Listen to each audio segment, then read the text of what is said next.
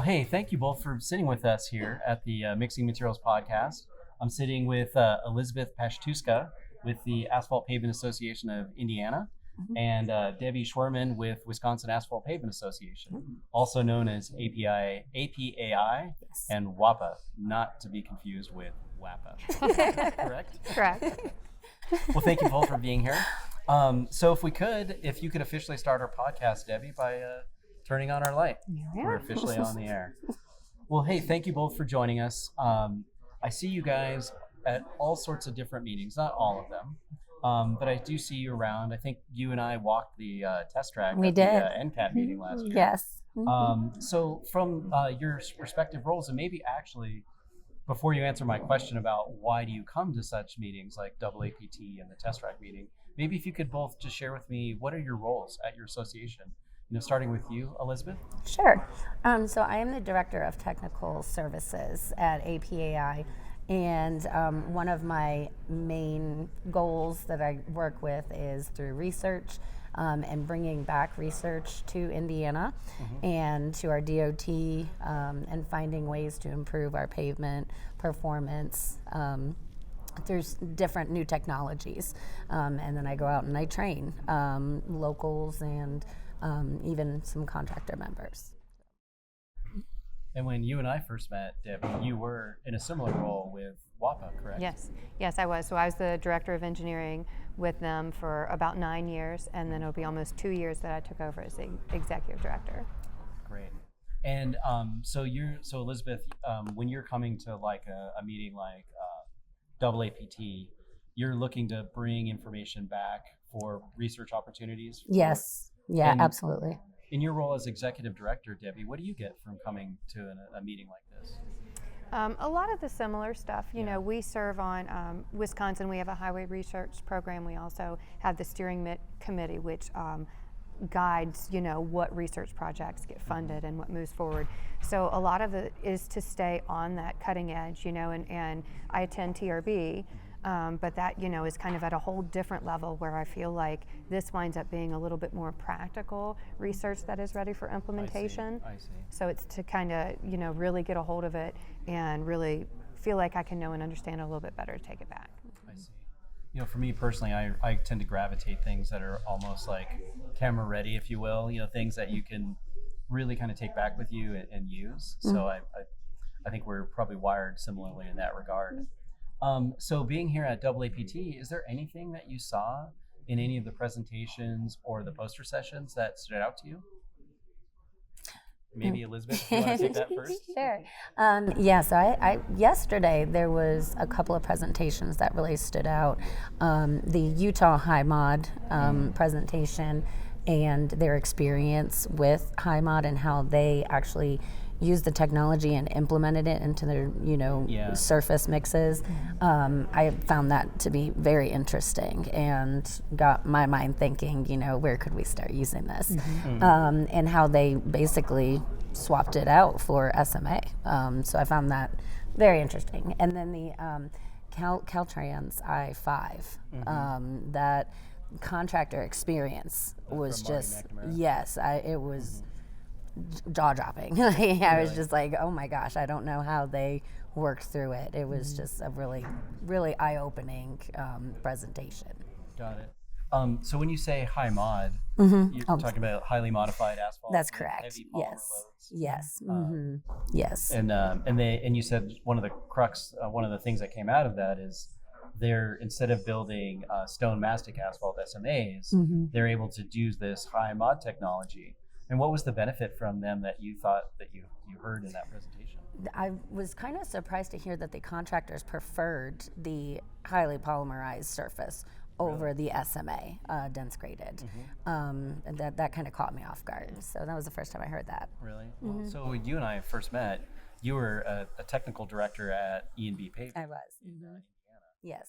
So sort of thinking back to those days, you wouldn't have thought you would have had that same experience? Oh, no. I mean, I thought SMA was like, the mix, and so now to see that there's an alternative that is performing extremely well, it's great for our industry to see that we have these alternatives that we can use based on our local resources and, availability of materials. Good deal. What about you, Debbie? Is there anything that you saw in presentations or in poster sessions that you think is particularly valuable for the membership of WAPA? Yeah, I think I agree completely with Elizabeth. The regional perspectives, the symposiums that they did on day one, I found very valuable, just to hear what is going on, across different parts of the country. And, HighMod is a really big thing, and we're big users of SMA. In Wisconsin, we love SMA. But for me, the HighMod would be a replacement in lieu of concrete. So that is the draw there, is because you have the Utah DOT who said, we no longer, use concrete, we're going to use HighMod, and they're making that flip. Oh, So for really? me, I put them in two different categories, where we're still going to use the SMA for what we do, and we do it very well. But if you're looking for a replacement, and that's something that our DOTs who like to look at other DOTs want to model after, hey, I'm all for it. I agree. Yeah. They made a comment, and I made a note for our executive director that it was like, hey, they're replacing bridge decks with HighMod surface. Oh, really? Yes. So I'm like, maybe let's have that conversation. Yeah. So yeah, I'm with you on that too. So in Indiana, are bridge decks typically done in like a thin concrete with like a Latex modified. Yeah. Yeah. got it. It's HighMod, but it's totally different. Completely different. Yes. Yeah. Yep. You guys have been here since Monday, right? And today's Wednesday. So what would you like to see more of next year in Boston at the AAPT meeting? Maybe for you, Debbie, I'll let you ask that first, and then Elizabeth can build on what you say. I think I would like to see more state DOT participation. I'd love to get the DOTs here. I think that there's, again, so much value that you get at these types of conferences that you might not get somewhere else. And even FHWA, I miss their presence being here. It'd be great to have those decision makers here and here. I mean, these are the experts. These are the masters of their craft. So that's what I think I would like to see. Yeah. What about you, Elizabeth? I would add on to both of those groups with the contractors. I would like to see more contractor presence in these, because they're the ones that are going to be carrying out some of these pilot projects and implementations in the field. So to get that background and see kind of where the research came from, I think would be a great opportunity for everybody. So we're going to be next at the Peterson Conference in July in Laramie. So where will you guys be next? So mid-April, I'm going to be at the Consortium for Asphalt Paving Research and Implementation, CAPRI. Capri. Yes, which is going to be in Texas, Bryan, Texas. It's hosted by Texas A&M. So that's where I'll be in mid-April. And you, Debbie? 2 weeks, I'll be at World of Asphalt in St. Louis. Yeah. St. Louis, yes. Very good.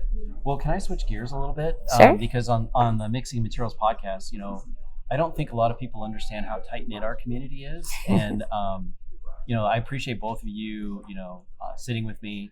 And I know you through these meetings. And, I think it would be neat for other people to kind of get to know you too a little bit. So if you don't mind, I'm going to ask you a few questions. Sure.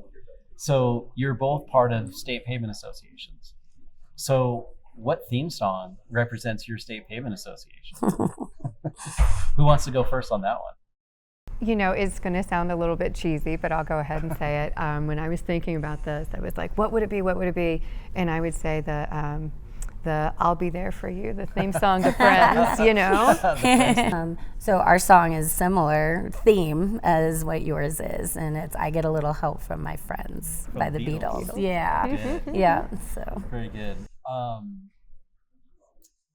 If you could instantly have or master one skill today that would help you in your job, what would that be?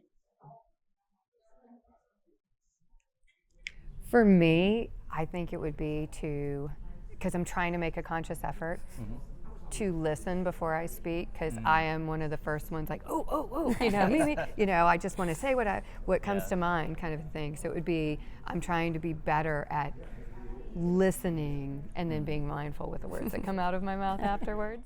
That was something that I personally had to work on a lot when a younger version of myself. And you'll see me clasp my fingers when I'm talking to people. And that became a physical thing for me to now you shut up and listen. Don't start queuing up your answer while the other person's talking. Really engage and want to get to know them. yeah. So even holding my cards is actually physically me putting my hands in sort of that position. Oh, interesting. Yeah. So thanks for sharing Yeah. that. Like, comments. What about you, Elizabeth? I wish I was a little bit more creative. That's one thing. I'm very technical and engineering, and I live in this box, and I wish I could get out of that box. And when we have brainstorming for events or merch and swag, and even just looking at some of our marketing and everything, I can't come up with anything, and everybody's bouncing all these ideas, and I wish I was more creative. Do you ever find as you're trying to be creative, make a podcast, Yeah. and you know what you want, but you don't know how to get there, but when you see the right answer, it's right. Yes, I do that a lot. Yeah, I have no idea what you're talking about. I'd like to say I always have the answers, but I'm in a similar boat. So very good. Have you guys ever had a moment where you thought, I can't believe this is my job? I have them all the time, to be honest with you, yes. Just because, I think when I started my career, I was on the private side of things with industry, and I started, as a QC technician, and then it grew from there. And then I went to work for the owners, and I was with the Department of Transportation. And then I feel like this is the best of both. It's like my job is to just represent asphalt, and just whatever is the best for asphalt is the right answer, and that makes it really easy for me. And I'm blessed because of the organization, the makeup and membership. But yeah, so it is a pinch me moment. I've said, I'm like, this is the last job I ever want to have. And so yeah, that's where I'm at. Wow, thanks for sharing. That's actually pretty cool. I represent asphalt. You can see that, by the way, it's the featured image. There you go. What about you, Elizabeth? Have you had one of those moments? Yes, yeah, a lot, actually, a lot more since I've started with the association, because I also have a DOT background, and I also worked in the private sector for contractors. So it is the best of both worlds, and being able to take that message and bring it to people and teach them about asphalt that don't know anything about asphalt, and watch them just really embrace it. It's just I just love talking about asphalt, and trying to just spread how wonderful the industry is and the people are, to anybody that'll listen. So yeah. Well, this is a pretty amazing industry, and I have a lot of respect for you both. I get an opportunity in this podcast now. I get to sit with people that I respect, and I want to get to know a little bit more. So is there anybody else in industry that you guys want to get to know? That you might sit down and have a coffee with, a beer, maybe go on a hike? Who would that person be, and what are you doing? That's a hard question. We're sitting here now, we're drinking water, so I'll answer that one for you. It is a tough question, I think there's just so many people that I really respect and admire in this industry. But I think that's the beauty also of these functions, is you really get to have those conversations and learn about other people, and then it makes those conversations easier, that instead of being, all doctor, whomever, you can approach them on a first name basis, and then touch base and say, oh, last time when we chatted, you were telling me about your son, how are things now?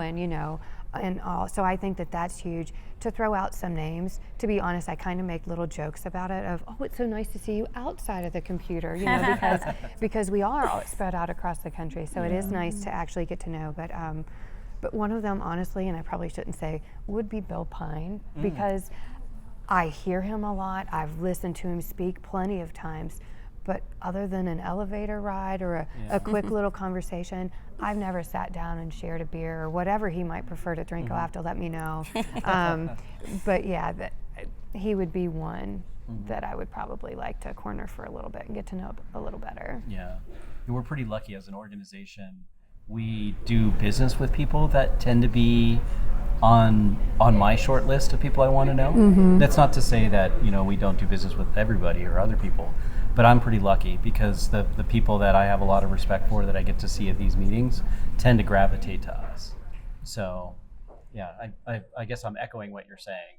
And then what about you, Elizabeth? Well, I agree that is one of the best things about coming to WAPT, because you read these researchers' papers, you know, and you see their names everywhere, and you're like awestruck when you like get to like meet them in person or actually hear them speak, you know, and it's like, oh my gosh, it's like a star-studded moment, you know, and I really don't know that I have one person in particular that I would really like to just sit down with and grab a beer, you know, or anything, because like you said, at these events you actually do get to like meet people, you know, that you normally would never have that opportunity to meet and sit down and get to know them as a person, and not just the person that wrote this amazing research study and everything. So we are very fortunate and very blessed to be able to be such a close-knit industry and know each other on a first name basis, from the very top, you know, industry like leaders, you know, to, you know, running tests in a lab and just starting their research career, you know, and everything. Well, very good. Well, you know, that's all I had to ask you guys question-wise. Do you have any other parting thoughts for the podcast? No, thank you so much for this opportunity. It's been great. It really is interesting. I love to see so many people so excited about asphalt, like, and join my fellow asphalt, you know, geeks and nerds, whatever you want to call them. But it's wonderful. So thanks for putting this together and getting the word out about how wonderful WAPT is, and trying and get more people involved, because I really think that that's a huge benefit. The more people that get to hear this information, that get to network with this group of people, the better our industry will be. Yep. I completely agree, and do want to thank you for the opportunity. This is fantastic. No problem. I think the only other thing that I might want to say, as far as like key takeaways, if someone would just say, okay, well now you've come back, you know, what was the takeaway, was I think just the sense of, I feel like we're in good hands, you know, and I just feel like, you know, as I watch the people that I've looked up to and admired and respected, you know, we're all getting older. And it's kind of like, who's next, who's next, who's next? And I feel like this is a great like depth gauge of where we're at there, to say, you know what, we're in really good hands. I am hearing and seeing amazing things come out of that room, and that is just very empowering, and I'm loving every minute of it. So there you go. Good deal. Good deal. Well, again, I appreciate the kind words. Thank you both. Hopefully we'll see you at your industry association meetings in the future. So thank you, Debbie. Thank you. It's been a pleasure. Elizabeth, Thank you. And Debbie, if you want to do the honors and shut off our light, we'll wrap up the podcast.